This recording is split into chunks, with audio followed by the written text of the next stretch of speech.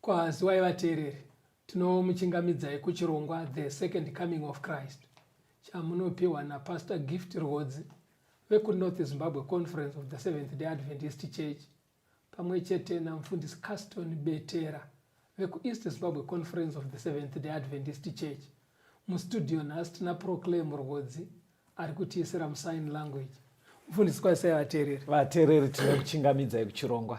Tinoda kutenda nhasi hurukuro yedu ine musoro wenyaya unoti bhaibheri rakaoma here kunzwisisa. Okay. Bhaibheri rakaoma here kurinzwisisa. Chikonzero netafunga kuti titaure nemusoro wenyaya uyu. Mukatarisa nyaya zhinji dzemubhaibheri dzinoita kunge chibhende.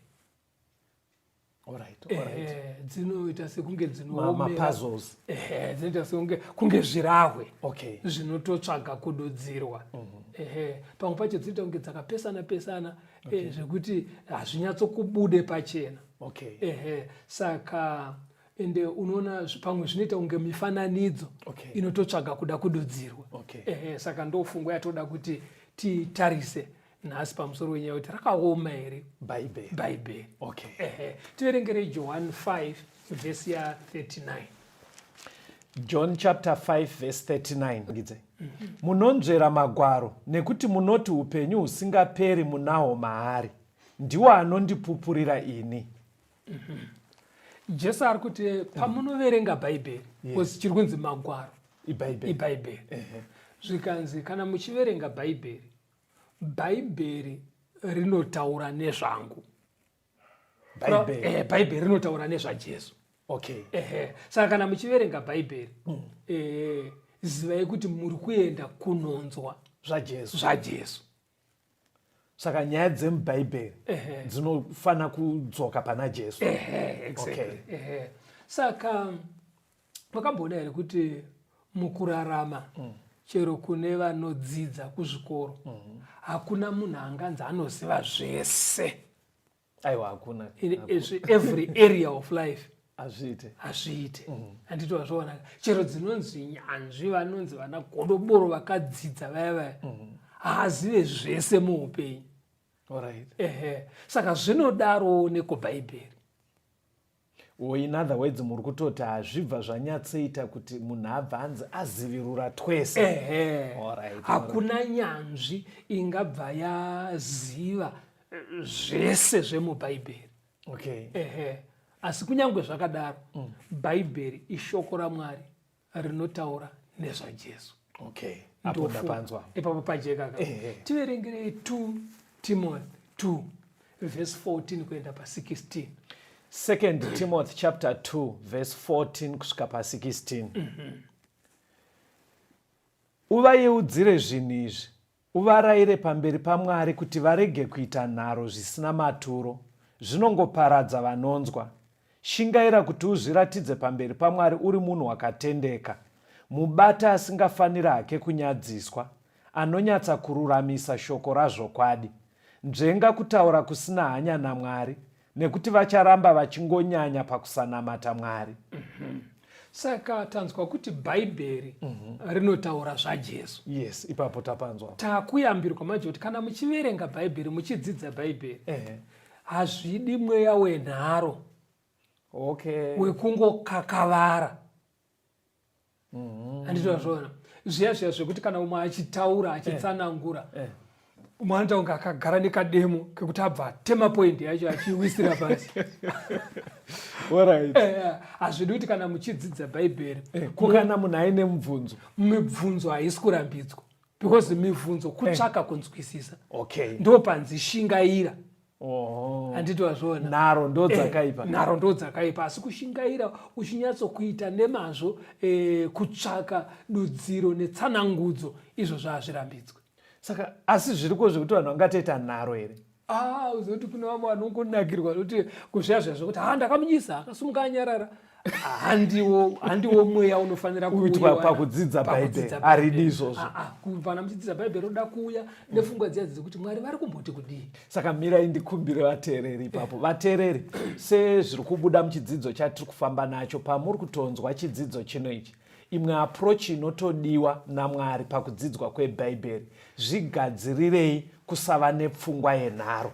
Mibvunzo haina kuipa kutsvaga kunzwisisa, asi kutogara wakateya kuti right, ndoda kuita nharo pakati. Pfungwa iyoyeyo inokanganisa mukudzidzwa kwebhaibheri. Fambai mufundisi. Handei pana Peter wechipiri 3 verse 15 na 16. Peter wechipiri 3 verse 15 na 16. Muchiti mwoyo murefu waShe wedu ruponeso, saPauro hama yedu inodikanwa akakunyoreraiwo nekuchenjera kwaakapiwa, sezvaanotaura mumwadi dzake dzose pamusoro pezvinhu izvi. Madziri mune zvimwe zvikukutu kunzwisisa, zvinominamiswa semamwe magwarawo, nevasingazive nevasina simba, kusvikira vaparadzwa. Peter ari kuti iye mubhaibheri mune dzimwe ndima dzakaoma kunzwisisa. Zvekuti kune vamwe vanenge vasina kunyatsozvidzidza zvakakwana, vanogona kudziminamisa. Kureva kuti vanodzitora dzakashunika, kana kuti nemamwe manzwi vanodzidudzira zvisiri izvo, vobata papfungwa isiri iyo, vachiti ndo chokwadi. Saka panoda carefulness. Right. Saka zviri kubuda apa ndezvekuti kune vamwe vanhu vachatoraswa nekuda kwekududzira bhaibheri zvisiri izvo, asi vari kuridzidza havasodudzira zvisiri.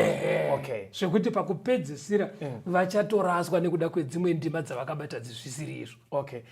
Ivhesi yamaverengai pastor, ndinotori neumbowo nayo. Even kwamuri vateereri muchaona kuti kazhinji panouya zvidzidzo kwamuri panonyanya kubuda mibvunzo, sezvataurawo bhaibheri patsamba dzaPauro. Bhaibheri hongu rese ranzi rine dzimwe ndima dzakaoma. Mati mamboona here mibvunzo inobva kwamuri pamunobvunza bhuku ravaRoma, ravaKorinde, ravaGaratia, pane navaKorosi? Mibvunzo iyi mizhinji inobva kwamuri, inenge iita kunge paita kupesana kwezvidzidzo zvatiri kuisa kwamuri nemaziviro enyu. Muchaona kuti kazhinji iri kutangira mubhuku ravaKorosi, vaRoma, vaGaratia, iwo akanyorwa naPauro aya. Saka ndopari kunzi nebhaibheri ngativei careful, especially zvinhu zvakanyorwa naPaul. Hatifambe hedu pasi. Saka chimwe chinhu chiri kubuda zvakare pandima iyi ndechekuti haisi mibvunzo yese ichapindurwa muupenyu hunohu ine chekuita nebhaibheri. What do you mean? Kune mimwe mibvunzo ichasara isina kupindurika. Saka zvinoita Mwari manje ndezvekuti kumunhu mumwe nemumwe paanenge achidzidza bhaibheri, Mwari anomuburitsira pachena zviri enough kuti aponeswe. Anopa sufficient information. That's right. Yekuti munhu aite decide on. Iwo wakambona kuti chero anoenda kuchikoro chaiwo, munhu anotonzi akapedza form 6 aine mimwe makwestion asingatogone kupindura. Ukatosangana naye mara inonzwa ndakapedza. Iye anenge akatopedza, asi ane zvimwe zvaasiri kutombonzwisisa kana kuti zvaasingatogone. But anonzi akapedza. Anonzi akapedza. Kureva kuti zviri general zvinomubatsira pane zviri kudiwa akaita, but asina kupedzeredza twese. Saka ndizvo nekuenda kudenga. Haisi mibvunzo yese ichabva yapindurwa ichidororodzwa yese. Mwari anopindura munhu mumwe nemumwe mibvunzo yakakwanira kuponeswa kwake. Saka unoita sei pastor? I know kuti isusu hatina ruzivo serwaMwari, but pane pekuti unonyatsoona kuti munhu abvunza ka apindurwa, obvunza apindurwa. Zvonogona kutoona kuti ndaane 6 months ka zvese zvaari kupindurwa haana zvaari kuzoita nazvo, but anoramba achiita kunge pane pasaririra bedza achingodaro, but mumuonero wedu sevanhu zvine zvichiita kunge ari kungotsvaga wei bedzi yekuti aramba ine reason yekusauya kuna Mwari. Saka mubhaibheri mune mikana yese anenge asingadi kupindurwa zvekuponeswa anowana mukana wacho. Asi anoda kupindurwawo zvekuponeswa mikana yacho iripo. Hatindei pana Deuteronomy 29:29. Deuteronomy chapter 29 verse 29. That's right. Zvinhu zvakavanzwa ndezvaJehovha Mwari wedu, asi zvinhu zvakaratidzwa pachena ndezvedu isu nevana vedu nekusingaperi, kuti tiite mashoko ose emurayiro uyu. Right. Saka hanzi kune zvimwe Mwari zvaachasiya zvakavanzika asingabudisi pachena. Handiti mazviona, anoziva chikonzero nei. Wakabona kuti ticha chera achigona kudzidzisa haangoti kana achiita maths nevana vegrade 3 obva angoti dzese nedzemugrade 7 ongoti ticha kawanda stage by stage. Saka kusiya vasina kudzidziswa kusvika gore rapera zvemugrade 6 hakusi kusagona kwaticha aiwa. Ticha even ari kuticha grade 3 zvegrade 6 anozvigona. Anozvigona, but havaudze zvegrade 6. Handiti wazviona. Saka Mwari kune zvimwe zvaanosiya zvakawanzika kumunhu, omuzarurira zvinoita kuti iye nemhuri yake vaponeswe. Handiti wazviona. Verenga futi Vakorinde vekutanga 13. Ndafunga sorry vateereri, ndonyanyonakidzwa nekurelata kwatinoita pamunotichaira foni nemibvunzo inouya. Pane mibvunzo yandakapiwa ndofunga ndevechidiki bedzi vafana ivavo, kungoti unenge usingavaoneka ikauya iri WhatsApp. Hanzi nhai pastor, mukadzi waNoa inzani? Ndomumwe mubvunzo iri kubva kwamuri vateereri, hanzi mukadzi waNoa inzani? Mumwe anobva ati paipai panonzi Jesu akaenda naZakeo kumba kwake, saka mai Zakeo vacho vaitovako here? Vainzani? Anongona mibvunzo inobvunzwa navafana. Saka hakusi kwekuti zvinhu zviya but sekudzidzisa kuri kuita mufundisi vateereri, pane information iri mubhaibheri iri enough kuti tiponeswe. Saka sekuti dai Mwari vakatipa zita ramai Noa, mukuona kuti harina kana charinowedzera. Unonzwa munhu achiti ndoda kungoziva. Saka ngatifambei tese vateereri, Mwari anoisa zviri enough kuti tiponeswe. Matitiverenge kunani? 1 Vakorinde 13 verse 12. 1 Corinthians 13 verse 12. Nokuti zvino tinoona pachionioni tisingaone kwazvo, asi nenguva iyo tichazoona nezviso zvakatarisana. Zvino ndinoziva zvisakakwana, asi nenguva iyo ndichaziva sezvandakazikanwa neniwo. Saka uri kuona panapa chiri kubuda pachena ndechekuti kune zvinhu zvakawanda zvatisinganzwisise iye zvino. Asi nguva kana yazokwana zvinoitwa zvichaita kuti tinzwisise. Zvimwe imwe mibvunzo yacho inogona kusatopindurwa this side of heaven. Asi wotoponeswa. Handiti wazviona. Tazove kumusha muupenyu husingaperi zvochijekeswa. Asi pane secret manje. But ipapo pastor, ingowedzerai hazvisi muchidzidzo kubatsira munhu anogona kuva ine mubvunzo wokuti asi sei Mwari makaita kuti mai vangu vafe ndichiri grade 2? Mubvunzo mubvunzo yavanenge vainayo, vanenge vaitotariswa kuti vafundisi tianze kunzi ipapo ndijekeserei pastor kuti Mwari yeye sei akaita kuti mai vangu vafe ndiri grade 2. Iyo ndo mimwe yemibvunzo ichapindurwa tako because kana usina mavhesi ari direct kuti mai Susan vakafirei muna 70 haigone kupindurika yezvi. Thank you. Ipapo pabatei pakadaro vafundisi vateereri kuti haisi mibvunzo yose ichapindurwa. Famba henyu pastor. John 7 verse 17. John 7 verse 17. Kana munhu achida kuita kuda kwake achaziva kana kudzidzisa uku kuchibva kuna Mwari kana ndichizvitaurira ndimene. Pane chimwe chinhu chakavanzika chinobatsira pakunzwisisa zvemubhaibheri. Hanzi Mwari anotarisa pamwoyo, ona shungu dziri pamwoyo, kuti une shungu here dzekuti kana ndazviziva ndoda kuzozviita. Saka kana uine shungu dzakadaro manje, Mwari anokujekesera zvinobva zvati ba,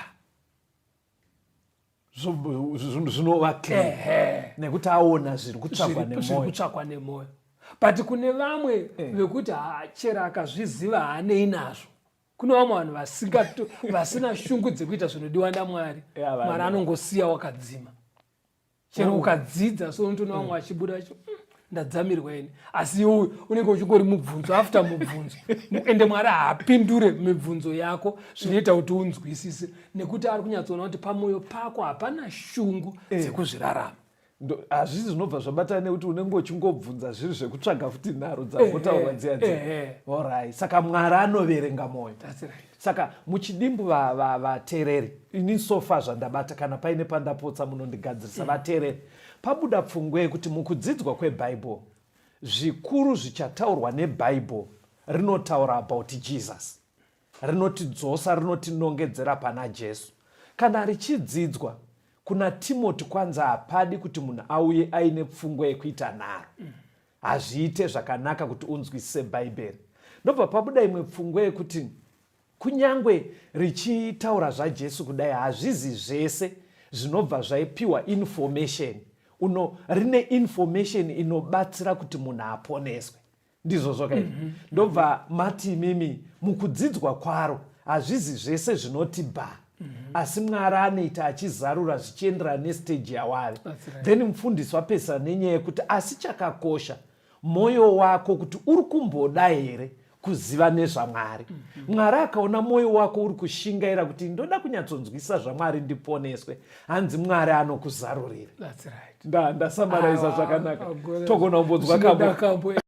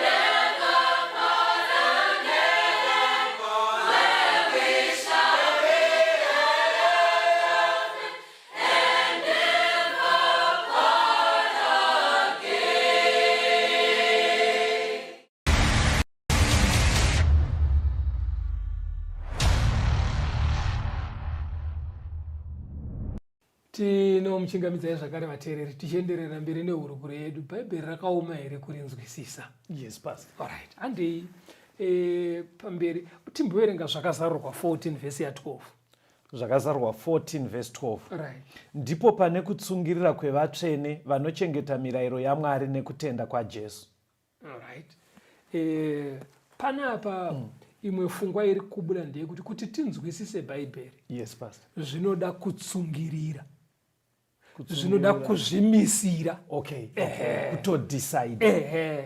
Nekutoshingaira kuti ndiri kuda kutonzwisisa chete kuti zvinorevei. Okay. Saka hachizi chinhu chiya chinongoitika kuti chero nemunhu asina hanya anongozvinzwisisa ayo. Unofanira kutodecide kuti ndakuda kuita izvi. Okay. Right. Hatinzwei pana Mabasa 17 vhesi ndeya 11. Acts of the Apostles 17 verse 11. ava vakanga vakanaka kukunda veTesalonika, vakagamuchira shoko nemwoyo wese, vachinzvera magwaro zuva rimwe nerimwe kana zvinhu izvozvo zviri izvo. Vatendi vekuBheria vari kurumbidzwa panapa kunzi vaikunda vatendi vekuTesalonika. Chikonzero hanzi vainzvera Bhaibheri daily, hanzi zuva rimwe nerimwe, vachida kuona kana zviri izvo. Ndezvipi zviri kunzi kana zviri izvo? Vainge vaparidzirwa naana Paul. Saka vaizoti vana Paul vaenda, ivo vochitora Bhaibheri manje vachivhura kuona zvaitaurwa naPaul ndizvozvo here. Andiri kuona Paul ari kutaurwa panapa ndiPaul uya aiita minana yekuporesa varwere, yekumutsa vakafa. But vatendi vekuBheria vaiti akaporesa mainingi, akamutsa mukomana uya uya, asi zvaaparidza toda kuona ndezveshuwa here. Saka ipapo manje pastor maybe pamamuchitora pane pfungwa yayo mandiri, maybe tatangira chidzidzo pasiripo, because maonera andiri kuita chidzidzo chenyu chiri kufamba nevane hanya yekudzidza Bhaibheri. But munomboziva kuti pakati pedu pastor ameno kana zviriko kwamuri vateereri, kunotori nevanoti vatendi asi vanoti Bhaibheri hatidi. Because pamuri kutaura nyaya vekuBheria papandivhundutsa manje kuti Pauro nesimba raive naro vaida kuzoverifya neBhaibheri. But ezvino kune vatendi pastor vekuti unonzi pavanoungana paungano yavo Bhaibheri haridiwe. Saka ndotpane kuhandira saka panondinetsa ndepekuti unozoverifya sei zviri kutaurwa nemunhu ari kumberi. Anobva toti isu Bhaibheri hatidi. Because Paul tati aimutsa munhu asi still vaida kuti vati vainzanise zvaataura neBhaibheri. Imi michero mutungamiriri wenyu akadya sadza nemoto, zvaanotaura zvinofanira kuinzaniswa neBhaibheri. Saka toita sei kuvateereri vedu? Because inini chandiri kudaka handisi kuda kuti muteereri abva ati saka havamboitawo zvidzidzo zvedere isusu vanongopiwa pamwe nemweya chete vasingashandise Bhaibheri. Toita sei? Because tine vateereri uku vanotodawo kunzwa zvekunamata but chavasingadi Bhaibheri. Kana wamuri kunamata ari Jesu zvaJesu zvanzi zvinobva muBhaibheri kwete kumunhu. Nekuti Johani Jesu abva ati Bhaibheri ramunoverenga rinotaura nezvangu. Saka kana muchida zvaJesu zvinowanikwa muBhaibheri. Ende kana muchida kuona kuti muprofita wenyu, muparidzi wenyu, mutungamiriri wenyu, mweya wamupa zvaJesu, munozviinzanisa neBhaibheri. Saka kana musina chekuinzanisa manje vanoda kutohwandirwa ikoko kuvharwa kuvhesi kuitira kuti kana anyeba hamuchaone kuti anyeba, because munomaka anza dzacho munozitora muBhaibheri. Saka mukanyeberwa munhu achiti ndine mweya, iyo mweya ichinzi yakawanda mumazuva ekupedzisira, munozoziva sei kuti uyu ndiwo kunyeba? Pane mufana aindudza andakasvika pane umwe mukuru aita zvekunamata ndaida kudzidza naye, andauda kusvika kudai zvikanzi kana waida kuti tiwirirane siya bhuku rauinaro iroro uku. Asi paidzi ndepekunamata. Thank you pastor, because ndachitya kuti tinogona kusiya vamwe vedu. Saka Bible ndo rinofanira kushandiswa nevanhu vanoita zvekunamata. Ndiyo anza bhuku ndoni Girikini yacho yekuverify kuti zvawakata izvi zviri correct. Pandijekera ini. Isaiah 28 verse 10. Isaiah 28 verse 10 madzidziro acho. Nekuti zvinongoti chirevo pamusoro pechirevo, chirevo pamusoro pechirevo, murayiro pamusoro pemurayiro, murayiro pamusoro pemurayiro, apa zvishoma nepapa zvishoma. Kadzidziro keBhaibheri ndo kari kutaurwa panapa. Kuti ukaona waverenga imwe ndima ikaita kunge iri kunetsa kunzwisisa, hanzi enda unovhura futi imwe ndima ine taura pamusoro penhau imwe chete iwe. Handito wazviona? Saka unoti tore imwe ndima uko, imwe tore ndima uko, imwe tore uko, uchidzinzanisa dzinokuburitsira kujeka kuti zviri kunyatsorehwa apa ndezvakati. Kana uda kudzidza chimiro chevakafa haungomiri nevhesi 1 chete, unotora akawanda opupurirana matsamba ayaya. But zvamuri kutaura ka ndozvamungadai makaita pachidzidzo chatakamboita kumashure chiya pasi. Vateri, pane chidzidzo chandakamboita namufundisi chinoti zvekudya zvevana vaMwari. Kureva zvinofanira kudyiwa nevana vaMwari. Mibvunzo yandosangana nayo ka vanhu vanoramba vari pandima 1 vari kuna Romans 14 kunzi mumwe ane kutenda kuti anodya zvese kana kuti vakorosi. Hanimazvona kuda mbeva chete. Imbomirai kudaro vateereri vangu. Imbomirai kudaro. Saka dai muchibva majekesa kuvateereri. Pfungwa iri kubuda vateereri ndeyekuti pakudzidzwa kweBhaibheri tomboti uda kudzidza zvemutemo waMwari kana kuti zvekudya kana kuti mapfekero haumire nevhesi 1. Sekuti uda kudzidza zvemutemo kune vhesi yakatonyorwa naPauro inoti naizvozvo hatichisiri pasi pemurayiro. Ukamira nevhesi 1 yakadaro unokurudzira vanhu kuita upombwe. Vanhu vakatadza kuenda kudenga iri mhosva yako.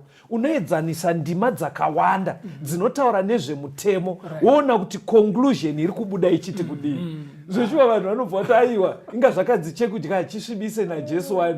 Saka anobva amira ipapapo imimi musataure muchiti kuda mbeva. Aiwa munhu anenge akadzidza akadaro hatifambei pasi.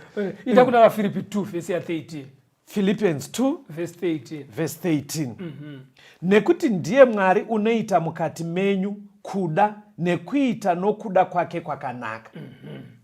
Hanzi Mwari zvaanoita anomeresa pamwoyo wemunhu kuda.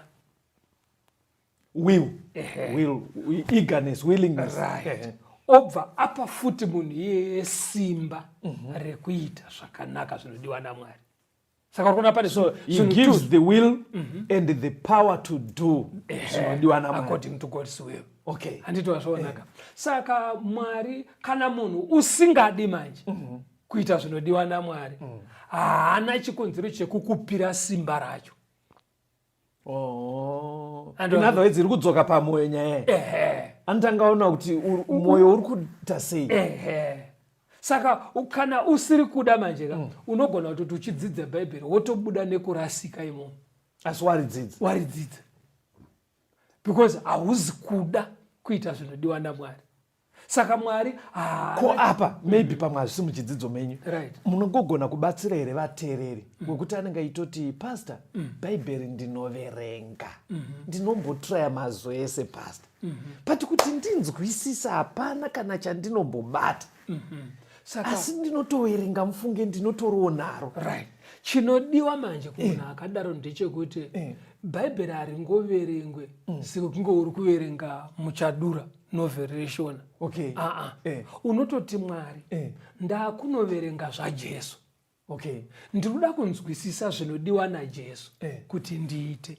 Chindizarurirai ndizvinzwisise mugondipa simba rekundozviita. Mwari pakadaro aiwaka anokuregererei pakadaro. Mubvunzo wokupedzisira panai akangosenda meseji achiti Mwari akukomborerei. Hanzi dai handisi kuti muzvirumbidze ba muikomendi yemunhu individual. Hanzi dai ndichigonawo kutsanangura zvinoita vamune mwina vaya pastor Rodzi vaya shuwa ndaitotanga ministry yangu. Mungati kudii nekuda kuziva Bhaibheri kukutungamirira kuti ubva wada kutanga. Anogona unoziva kuti takambokurukura mune chimwe chidzidzo kuti chechi inogona kutoita project yemunhu. Nekuti munhu anenge anyatsofunga ndinganyatsoita sei mari unogona uchiti tanga chechi tanga ministry vanoti tanga ministry. Saka hakusiko kudzidza kweBhaibheri vanhu vakati zvegumi shu nezvipo payapa uzonzwa munhu atenga stand kwakati uya atonemba kwakati nepurazi kwakati achitenga nemari dziya. Saka ministry kana ukaitangira kutenga maplots nedzimba handiko kudzidzwa kweBhaibheri. Aim yekudzidza Bhaibheri kuti chekutanga munhu aponeswe. Apo ndiri kufamba nemi. Izvozvi vamwe vaitofunga kuti vana Caston naRodzi vameka pa3 years edzi areka aitoona sekuti pari kubuda mari yakasvudura. Izvo aiwa vavarino ndiye kungodzidzisa chete kuti vanhu tiende kudenga. Ipapo pandijekera. Ita pana Mateo 22 verse 25 kuenda pa 29. Mateo 22 verse 25 kuenda pa 29. Right. Kwatiri kwakanga kuna vanakomana vomunhu mumwe vanomwe. Wedangu akawana mukadzi akafa asina vana, akasiyira munin'ina wake mukadzi wake, nekudaro wechipiri newechitatu kusvikira kune wechinomwe. Shure kwevose mukadzi akafawo. Zvino pakumuka kwevakafa uchava mukadzi waaniko wevanomwe ava, nokuti vose vaiva naye? Jesu akapindura akati kwavari, marashika nekusaziva magwaro kana simba raMwari. Uriona vana vaive muchecha asi vaverenga bhaibheri Yes. vakatorasika. Kurava kuti vanhu vanogona kurasika vari kuchechi. Muri kuti pastor? Vanhu vachitouya kuchechika vodzidza asi vorasika, vakatobata mavhesi emubhaibheri. Alright. Zviri possible. Zviri possible. Okay. Handitozvona. Saka ndo zvinoda kuti vanhu vanzwisise kuti hakuna kungoti tsvaga yako chechi yaunopinda, iva nechechi yaunopinda, waenda kuchechi ikoko, namatira mweya wekunzwisisa shoko raMwari zvazviri. But mukadaro manje muri kubva makanganisa vateereri, because mukati vanhu vangona kutoverenga bhaibheri asi vobuda varasika. Hamusi kudyara here kapfungwa kekuti munhu abva ati zveshuwa kasito nokutaura chokwadi, saka tichizongoti amheno Mwari achazongoona denga iri ndimwari wedu. Hamusi kusiya kapfungwa kekuti zviite kunge zvinonzi aiwa pataverenga kuna zvaita vanhu matauriro amaita munhu anobva ati apo vataura apo kutaura chokwadi ndakazviona ini zvekudenga izvika izvi Mwari achatozongoona zvaanoita wedu kuti tibva tanyatsoti izvi ndo zviri correct. Ipapa vachipedza kudai pachabudawo nhinga achitaura zvakati, kutaura chokwadika hazvichanzwisisike, gatingosiyira Mwari.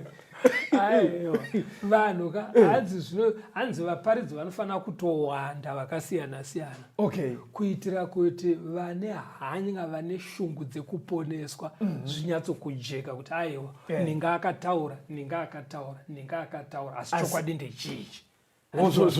Zvinobatika Mwari vanotungamira. Because mamatosiya mwamwararidza vateereri vese vanomwararika vakupedzera kuti saka hapana Verenga Luke 4 verse 9 kuenda pa13 tidzo. Luke 4 verse 9.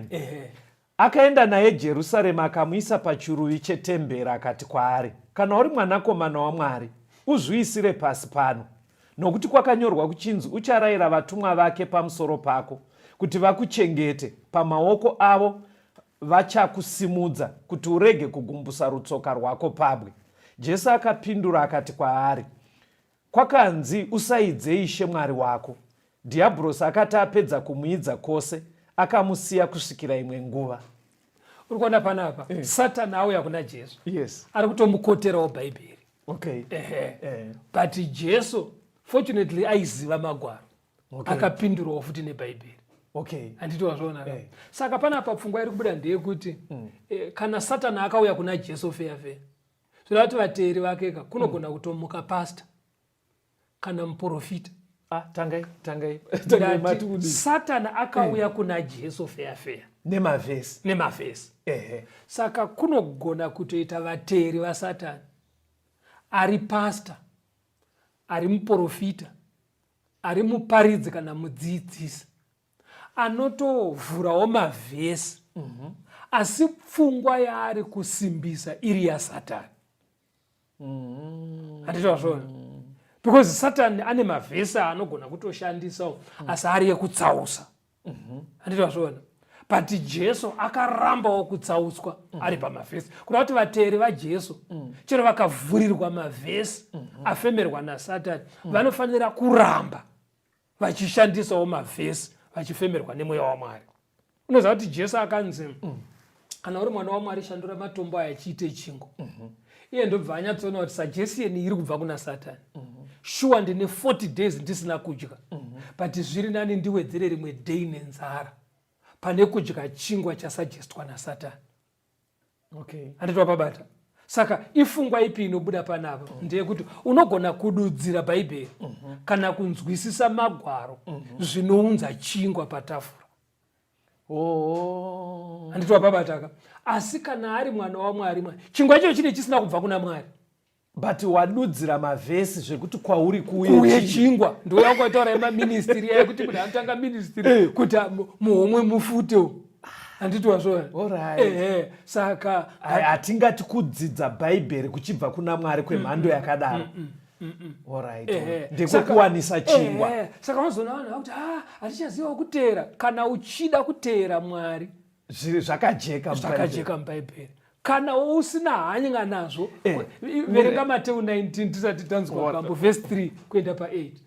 Iri kuti vaFarisi vakauya kwaari vakamwidza vachiti, ko munhu anotenderwa kurasha mukadzi wake nemhaka ipi neipi here? Akapindura akati, hamuna kurava here kuti uyo wakavasika pakutanga wakavaita murume nemukadzi? Akati, nokuda kwaizvozvo murume uchasiya baba vake namai vake akanamatira mukadzi wake, ava vaviri vachava nyama imwe. Nekudaro havachiri vaviri asi nyama imwe. Zvino izvo Mwari zvaasonganisa munhu ngaarege kuzviparadzanisa. Vakati kwaari, Mozisi wakagorayirireiko kuti murume amupe rugwaro rwekumuramba agomurasha? Akati kwavari, nekuda kweukukutu hwemwoyo yenyu Mozisi akakutenderai kurasha vakadzi venyu, asi kubva pakutanga zvakanga zvisina kudaro. Uri kuona here panapa Caston kuti anza dzese dzirimo mubhaibheri? Yes. Dziri wrong nedziri correct. Alright. Ndo zviri kubuda pandima iyi. Nekuti vaFarisi vainoverenga magwaro kutsigira pfungwa dzavo dzekuti varambe vakadzi. Handitozvoonaka. Ndaida kuti mirai, ndaona kuti mubvunzo yangu hainga ansike, toda kuti vanhu vambonzwa kambo. Touya toenderera pandima iyoyi tosikotangira ipapo. Vateereri, rambai muri pachirongwa.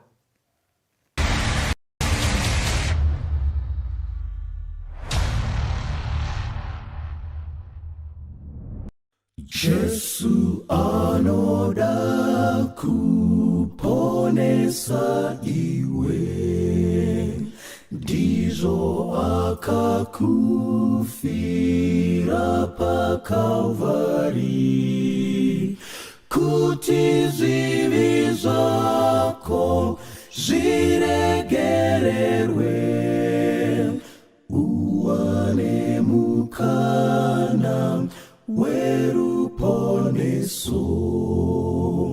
Denga nenyika zvese zvichapfuura, asi avo voga vanosarudza kuti ropa rake rivachenese, vachawana upenyu singaperi.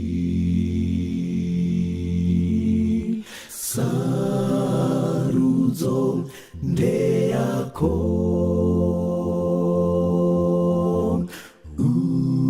upenyu kana rufu,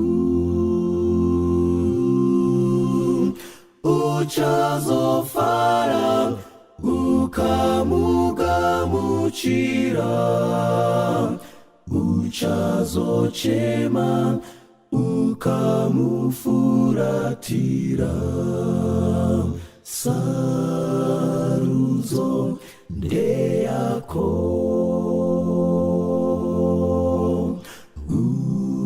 upenyu kana rufu,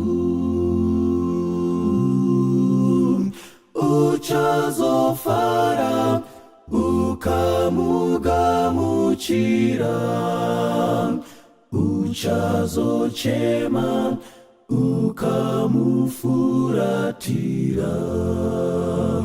Usanyengerwe nezviro zvenyika, upfumi kana masimba enyika hazvingagari nokusingaperi. Jesu oga ndiye anorarama narindi, mweya yetsvina inodederawo, pakudanwa kwezita raJesu Ishe, ndiye ane simba kudenga nepasi, uchazofara ukamugamuchira. Sarudzo ndeyako, upenyu kana rufu, uchazofara ukamugamuchira, uchazochema ukamufuratira. Sarudzo ndeyako, upenyu kana rufu, uchazofara ukamugamuchira, uchazochema ukamufuratira.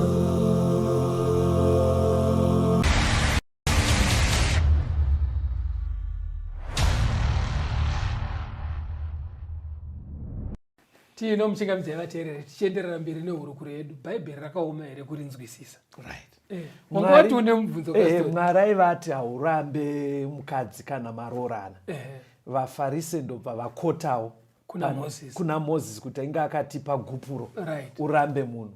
Pane pfungwa yandasina kunyatsobata yamamuchitaura, maamuchiti kudii kushandiswa kwebhaibheri? Taichiti bhaibheri kajesu ari kuti unogona kuwana magwaro anotsigira ukukutu hwemwoyo wako iwo. Mavhesi acho ariko. Unoziva kuti kune vamwe vanhu vokuti anenge achida wakadzi wakawanda. Unzwa achiti David yaive shamwari yaMwari asi akaida wakadzi wakawanda. Chaari kuda vakadzi ndopega paanonotsvaga mavhesi. Handiti uri kuona? Saka bhaibheri rine zvese, asi chinoremekedzwa naMwari mwoyo wako iwewe, kuti pamwoyo pako pari kumboti kudii. Saka zviri pamwoyo pako unowana vhesi racho. Saka unobva wana richitsigira. Saka mubvunzo wangu ngatifambei. Ai pandijeke. Handei kuna Matthew 13 vhesi ya10. Matthew 13 verse 10. Zvino vadzidzi vakauya vakati kwaari, munotaurirei kwavari nemifananidzo? Ndiri kuona Jesu yaive tsika yake kuti kana achidzidzisa anoshandisa maparable, anoshandisa mifananidzo. Saka vadzidzi vakati vaiona sekunge vanhu vari kuvharika nemifananidzo pakutaura kwavafana. Vaitozviona kuti panapa vanhu vavharika. Saka ndobva vati naitenzi komunodii ngotaura zviri straight zvakangojeka. Ipapapo zveshuwa panotone mubvunzo unobva kuateereri. Anoona zvidzidzo zvataisa kumashure zviya, paitaurwa chikara chakabva mugungwa nechimwe chakabva panyika, chonzi chichadai, pazvaizonobuda kuti aiwa chaitaurwa paichechi nguva yeMark Ages, apa iri kutaurwa iAmerica, mberi kwatiri kuenda kune mubatanidzwa, zozoita kuti pabatanwa vanochengeta mitemo yaMwari votanga kupersecutwa. Saka vanhu vanenge vachiti kweye Mwari aidi kungotaura zviri direct. Chirekaunzwe pana Mark ndo mubvunzo wacho exactly. Hanzi kuti Mwari asingataure direct. Chinzwa Jesu achipindura manje pana Mark 4 verse 11 na 12. Mark 4 verse 11 na 12. Akati kwavari, imi makapiwa zvakavanzika zvoushe hwaMwari, asi kuna ava vari kunze zvese zvinoitwa nemifananidzo, kuti kuona vaone asi varege kuonesesa, nekunzwa vanzwe asi varege kunzwisisa, kuti zvimwe varege kutendeuka vakanganwirwe. Ndawasunga kufesa. Mirai tinzwe. Asi kune vava vari kunze zvose zvinoitwa nemifananidzo, kuti kuona vaone asi varege kuonesesa, nekunzwa vanzwe asi varege kunzwisisa, kuti zvimwe varege kutendeuka vakanganwirwe. Uri kunetseka kasitari. Chiri kukunetsaka. Panapa pari kunzi naJesu.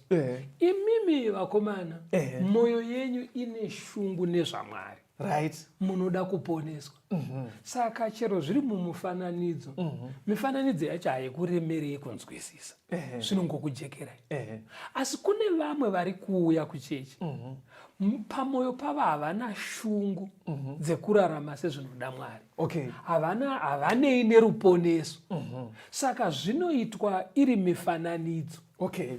zvinoita zvakaita kunge zvirahwe. Apo ndapanzwa pasi. Handitika kuitira kuti vakaverenga so hazvijeke.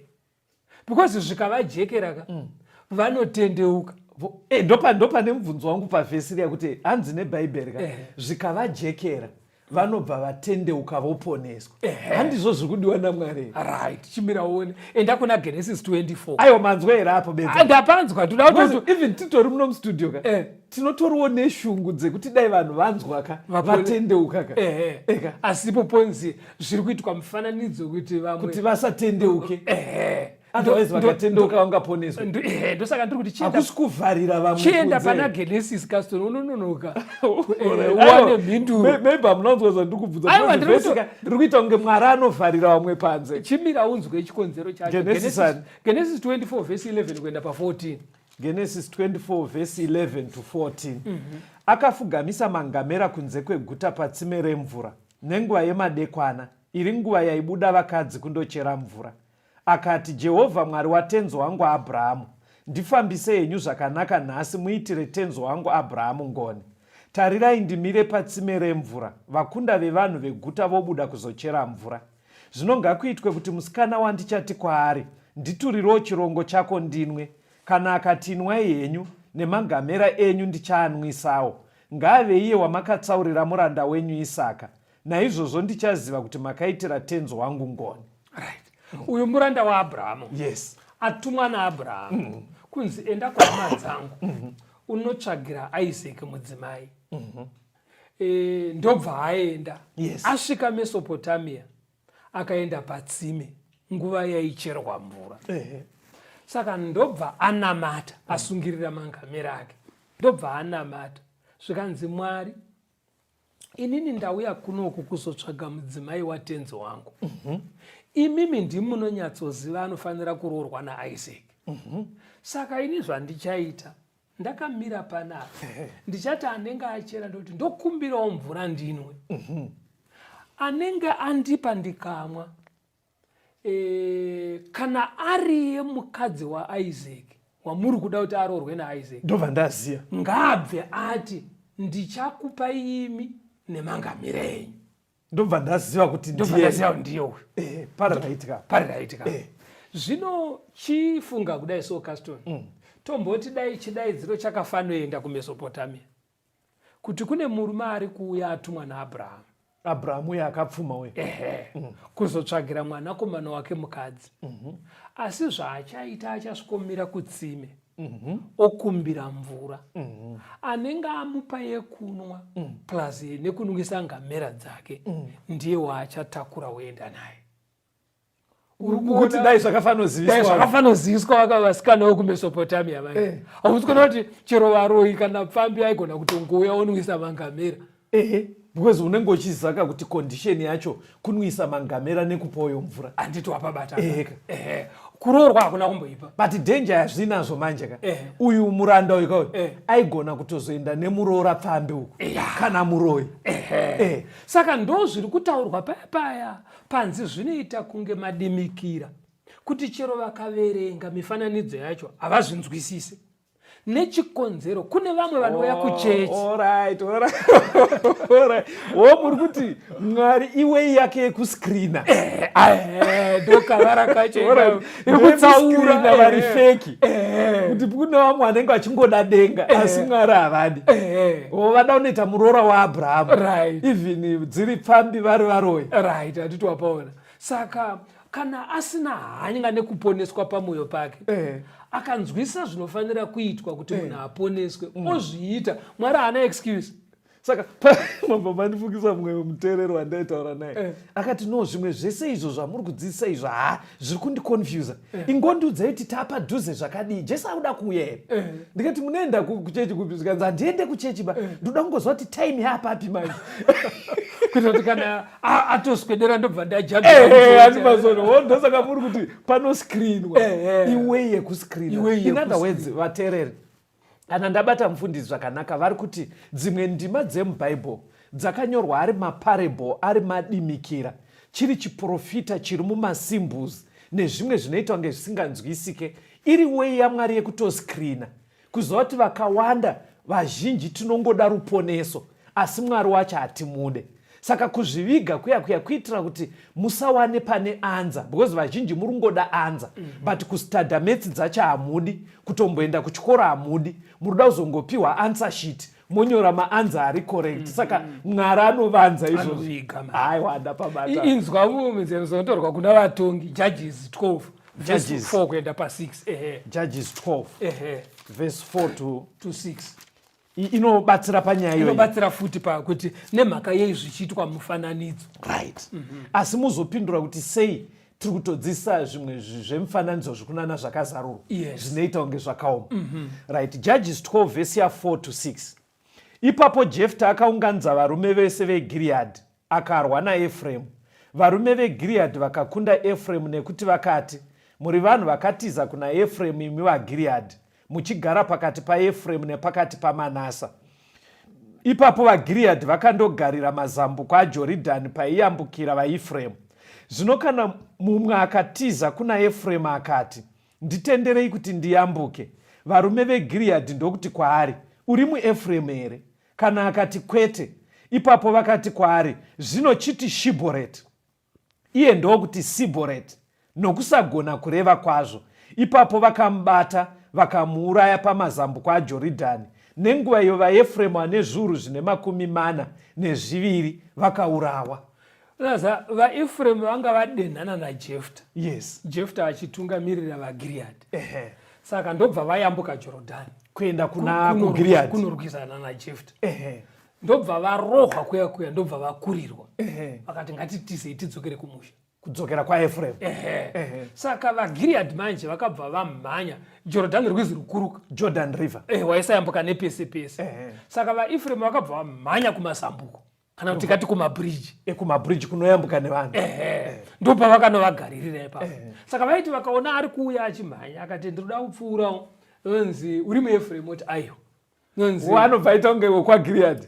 Oti aiwa handisi. Obva anzi oraite. Vaiziva kuti vaEfraimu vane vara ravasingagone kupronounza. Saka ndobva anzi chiti Shiboreti. Saka ivo vaisagona vaiti Siboreti. Saka wese anenge angoti Siboreti aibva abatwa aita sei? Achiurayiwa. Ndopari kunzi pakaurayiwa 40,000. Saka Mwari anoita nemifananidzo. Right. Handiri pazvinhu zvake. Mazambuko aari kuteya. Seiri zambuko rataona here rekuda kuziva kuti uri wekupi. Okay. Saka vaya vasina hanya pamoyo pavo yekuponeswa vari kunzi naMwari ita Shiboreti. Saka kana akati Siboreti obva kuti amufati ngatadze kuti Shiboreti onziita tinzwe. Obva Siboreti zvairamba kubuda. Obva arasika ipapo. Obva azikanwa. Saka pastor saka fambai maybe. Saka kuna Isaiah kuya kwatamboverenga kuya munhu waMwari. Kwanzi kana muchidzidza Bible. Isaiah 28 verse 10. Nekuti zvinongoti chirevo pamusoro pechirevo. Chirevo pamusoro pechirevo. Murayiro pamusoro pemurayiro. Murayiro pamusoro pemurayiro. Apa zvishoma nepapa zvishoma. Kurati torai ndima dzemubhaibheri muchidzinzanisa dzinokuburitsirai nyaya. Handiti wazviona. Saka Mwari zvaanoita manje ane mazambuko aanoteya. Panyaya dzekudzidzwa kwebhaibheri. Panyaya dzeruponeso kunongoyambuka bedzi vane shungu dzekuponeswa. Vamwe manje vakaverenga imwe ndima so zvinosara zvakakwidibira. Otorasikira pasambuko iroro. Ndoda kungobata 1 or 2 mienzaniso yemasambuko. Mirai ndikukunzwai zvakanaka kuti panyaya yaJefta vaEfraimu vakatadza kupronounsa kuti Shiboreti vakati Siboreti. Zvakabva zvaita kuti vazikanwe kuti havasi vekuGireadhi ndevekwaEfraimu ngavaurayiwe.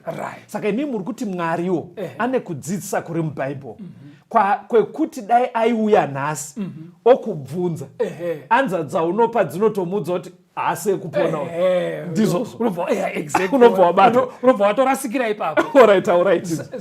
Rimwe ratingatore sezambuko zvinonzi munhu anenge aparidzirwa akatenda ngaabhabhatidzwe. Anotenda akabhabhatidzwa achaponeswa. Ndozvinotaura Bhaibheri. Saka hande pazambuko rerubhabhatidzo uone. Paul achitsanangura kuvaRoma chapter 6 verse 3 na 4 anoti rubhabhatidzo kufa kuvigwa nekumbuka naJesu. ari kurevei? Ari kureva kuti munhu kana atendeuka, munhu wekare airarama maari afa, ndokufa kuzvivi. Saka munhu afa anondovigwa, asi anovigwa muguva remvura. Saka munhu parubhabhatidzo anoendwa naye mumvura, onyudzwa mumvura, ndokuviga munhu wekare. Munhu wekare kararamiro kaaita ari kuti handichakada. Saka kuratidza kuti handichada zvandaita zviya, munhu wekare uyu anoenda onofa, asi achivigwa muguva remvura. Nikodhimasi obva anzi naJesu, rubhabhatidzo kuzvarwa patsva, being born again, asi muri mudumbu remvura. Saka pamvura paya paenda munhu atendeuka, munhu wekare afa abva avigwa muguva remvura. Pari mumvura ipapapa, mvura inobva yashanda semimba, pregnancy yamai, semimba, pakubuda paya kuzvarwa kwemwana. Saka mufananidzo manje rubhabhatidzo wekuviga munhu, anonyudzwa, munhu anovigwa kangani muguva kawani, nekuberekwa kwemwana anobuda kangani mudumbu kawani. Saka kana taakuenda pamvura, parubhabhatidzo panoda mvura zhinji, munhu onyudzwa kawani kuviga munhu wekare, obuda kawani kuzvarwa patsva mudumbu remvura. Aiwa, mukudzokorora zvatakambodzisa ndizvozvo ndo baptism. Saka pazambuko ipapo manje parasikira vazhinji mikwandari yavarume. Unoona pakanzi rubhabhatidzoka, anoti Masai, ndiunozimbutaura. Saka muri kuti imi vateereri, zvinotaura mufundisi ndezvekuti madzidzirwo eBhaibheri rine zvimwe zvinhu zvarinototarisira kuti ugone kupronounsa, kuti uyambuke uratidze kuti uri wekuponeswa. For example, vateereri, ndikakubvunzai kuti makabhabhatidzwa here? Mobva mati hongu. Ndoti makabhabhatidzwa sei? Iwo bva kuti handizivi, asi ndakaudzwa namama ndakabhabhatidzwa ndiri muchechi. Paunenge wapa anza yakadaro, tichitora pandima yataura namufundisi, wakafanana nemunhu ati Sibhoreti, unobva wanzi uyu ngaurayiwe, nekuti handizvo zvinodzidzisa Bhaibheri. Mumwe ndobva ndabvunza futi kuti ko iwewe wobva wati ndakapfuura nepasi pemureza, wafanana naati Sibhoreti, hakuna kwaunoyambuka. Ndizvo chisira umwe neumwe ainzanise. Nyaya iri pakuti unofanira kunyudzwa kawani. Ndizvo zvondazvibata. Rimwe zambuko futi ndere Sabata. Ukaenda pana Exodus 20 vhesi ya 10 inoti zuva reSabata musi wechinomwe wevhiki. Isaiah 66 vhesi 22 na 23 yoti Sabata richachengetwa chero nemupasi idzva. Handito wazvona? Saka Sabata musi wechinomwe wevhiki richara, asi zvinezvi manje ukatarisa vamwe vanochengeta musi wekutanga wevhiki. Saka pazambuko reSabata ivo vanochengeta rekutanga. Utoona kuti panapa vamwe vanobva vatoti rakapera pakafa Jesu. Iye Isaiah achiti chero nemupasi idzva rinenge richichengetwa. Utoona kuti rimwe zambuko padonhe ravamwe apa. Inini example yenye yechitu handinoda kukomenda nhasi.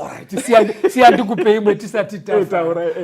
Vakorinde vekutanga 10:31 inoti zvese zvamunoita itai kuti Mwari vakudzwe, chero muchidya chero muchinwa. Handito zvona. Bhaibheri robva raita clear kuti zvinodyiwa ndezvizvi, zvisingadyiwe ndezvizvi. Unonzwa munhu akuti chekudya hachisvibisi. Apa chaari kungoitira kudaro kuda mbewa chete kuti adye mbewa. Handitozvo uvanza Jesu akafa pamuchinjikwa, unofunga Jesu ndokuburuka kudenga kuzofira kuti vanhu vadye mbewa. Kana ndiwe 30 years achifamba pano pasi kuitira kuti aigodededzera kari kudenga uchidya mbewa. Saka rimwe zambuko iroro zvekuti kune vachasarira pambewa, kune vachasarira paSabata, kune vachasarira parubhabhatidzo. Ndosaka zvichiitwa nemifananidzo. Alright, ini ndapanzwa pasi. Ndiri kukumbira vateereri toda kutenda Bhaibheri rakaoma here kudzidzwa kwaro kana kurinzwisisa. Mwari ngaakuitirei zvakanaka. Mufundisi, ipai vateereri vedu mafoni numbers. Tibatei panhare dzinoteera kana pangaite mibvunzo kana zvimwe zvekuti tibatsirane 0774 651 181 0774 651 181 kana kuti 0716 452 086 0716 452 086. Tisangane muchikamu chinotevera. Soko rakana Kutanga kunesu wafambi Apo tinoenda pasipo Asimuponesi achazo uyaje Kutonga umambo wakeo Ariku uyane kukasika Jesuje ariku toka Deva fambi wake Bachazotora Apo Jesu ouya Makua hekare Apo manorara Wafafani wakafana Kristu Bachazaruraje Anu anomuka Bachapona pamwe na Jesu Ariku uyane kukasika Jesu je ariku toka Dewa fambi wake Wachazotora Apo Jesu ouya Tichasangana kumushawe kudenga Tichaibane kuponeswa Waponesi wachava pasirese Wanamate mambo wedenga Ariku uyane kukasisa Jesu je ariku toka Deva fambi wake Wachazotora Apo Jesu ouya Haleluya amenize haleluya Nekuda wirati tichashika Na matasimbira kufaradakara Topeka biriye kudenga Ariku uyane kukasika Jesu je ariku toka Dewa fambi wake Wachazotora Apo Jesu ouya